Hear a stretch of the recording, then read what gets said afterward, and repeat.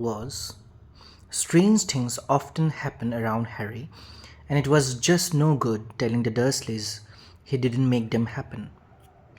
Once Aunt Petunia, tired of Harry coming back from the barbers, looking as though he hadn't been at all, had taken a pair of kitchen scissors and cut his hair so short he was almost bald, except for his bangs, which she left to hide that horrible scar. Dudley had laughed himself silly at Harry, who spent a sleepless night imagining the school next day, where he was already laughed at for his baggy clothes and taped glasses. Next morning, however, he had gotten up to find his hair exactly as it had been before. Aunt Petunia had shaved it off. He had been given a week in his cupboard for a desk, even though he had tried to explain that he couldn't explain how it had grown back so quickly. Another time, Aunt Petunia had been trying to force him into a revolting old sweater of Dudley's, brown with orange puffballs. The harder she tried to pull it over his head, the smaller it seemed to become, until finally it might have fitted a hand puppet, but certainly wouldn't fit Harry. Aunt Petunia had decided it must have shrunk in the wash, and to his great relief, Harry wasn't punished. On the other hand, he had gotten into terrible trouble for being found on the roof of the school kitchens.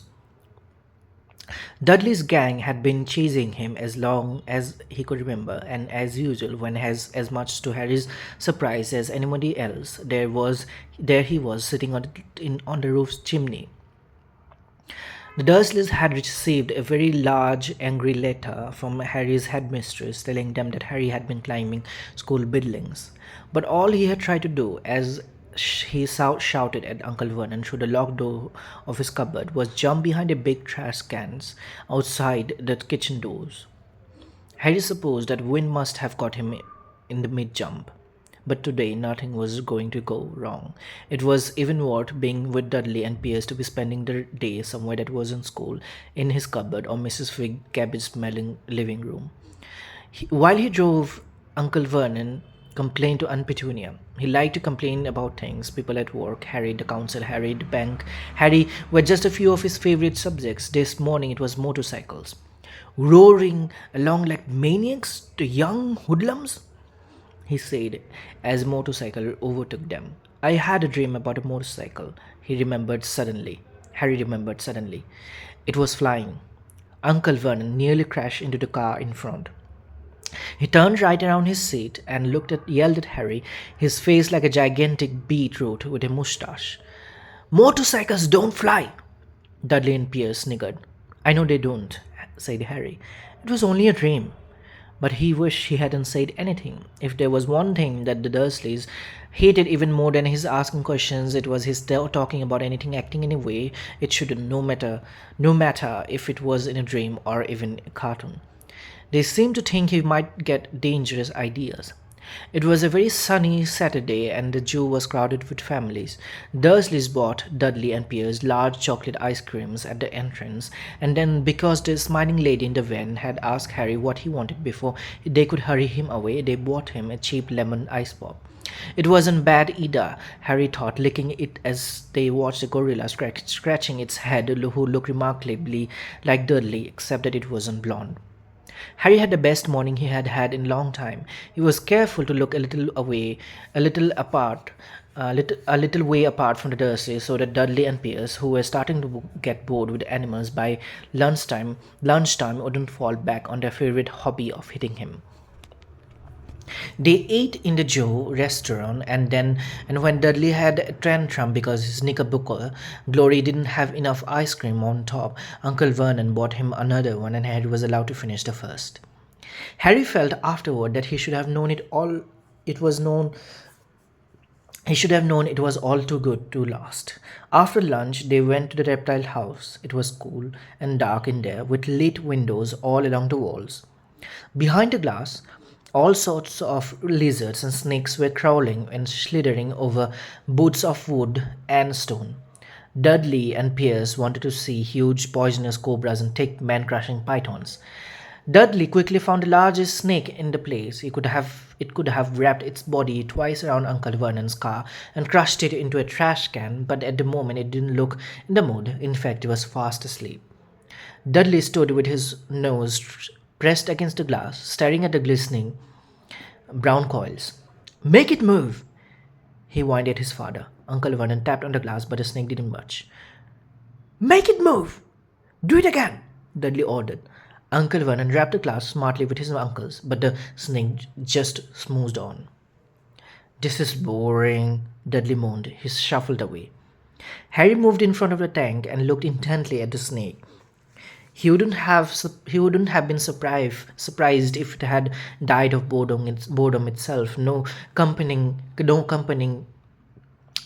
except stupid people drumming their fingers on the glass, trying to disturb it all day long. It was worse than having a cupboard as a bedroom, where the only visitor was Aunt Petunia hammering on the door to wake you up. At least he got to visit the rest of the house.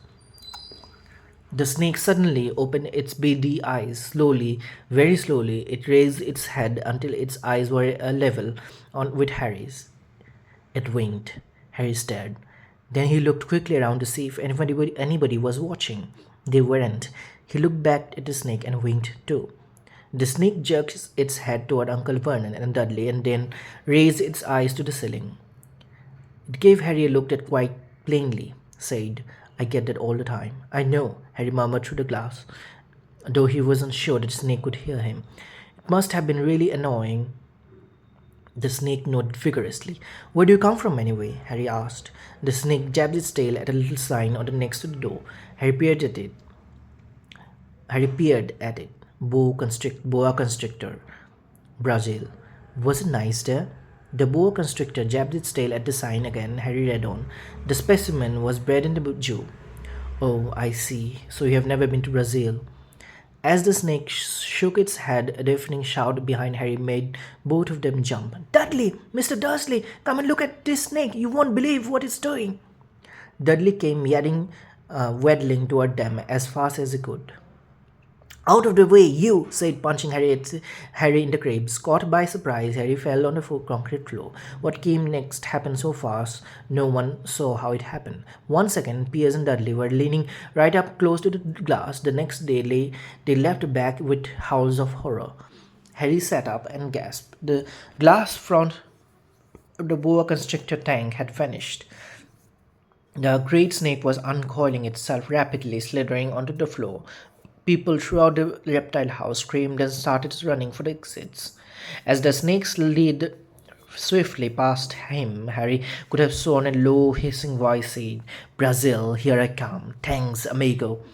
The keeper of the reptile house was in shock. But the glass, he kept saying, where did the glass go? The zoo director himself made Aunt Petunia a cup of strong, sweet tea while he apologized over and over again.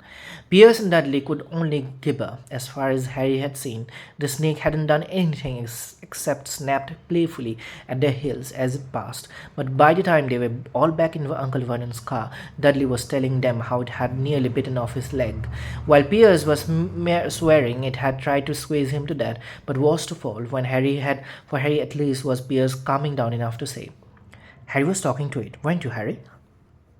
Uncle Vernon waited until Piers was safely out of the house before starting on Harry. He was so angry he could hardly speak. He managed to say, Go, cupboard, stay, no meals, before he could collapse into the chair, and Aunt Petunia had to run and give him a large brandy. Harry lay in his dark cupboard much later, wishing he had a watch. He didn't know what time it was, and he couldn't be sure the Dursleys were asleep yet. Until he couldn't risk sneaking into the kitchen for some food. He had lived with the Dursleys for 10 years, 10 miserable years, as long as he could remember, ever since he had been a baby, and his parents died in a car crash. Sometimes, when he strained his memory during long hours in his cupboard, he came up with a strange vision, a blinding flash of green light and a burning pain on his forehead. This, he supposed, was the crash, though he couldn't imagine where all the green light came from. He couldn't remember his parents at all. His aunt and uncle never spoke about them, and of course, he was forbidden to ask questions. There were no photographs of them in the house. When he had been younger, Harry had dreamed and dreamed of some unknown relation coming to take him away, but it had never happened. The Dursleys were his only family. Yet sometimes he thought, or maybe he hoped, that strangers in the street seemed to know him. Very strange strangers they were too. A tiny man in a violet top hat that had bowed to him once while out shopping with Aunt Petunia and Dudley. After asking Harry while furiously if he knew the man, Aunt Petunia rushed them out of the shop without buying anything at all. A wild-looking old woman, dressed all green, had waved merrily at him once on a bus.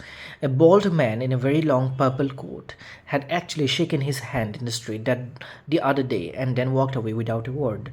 The weirdest thing about all these people was that the way they seemed to vanish the second Harry tried to get a closer look. At school, Harry had no one. Everybody knew that Dudley's gang hated that odd Harry Potter in his baggy clothes and broken glasses, and nobody liked to disagree with Dudley's gang.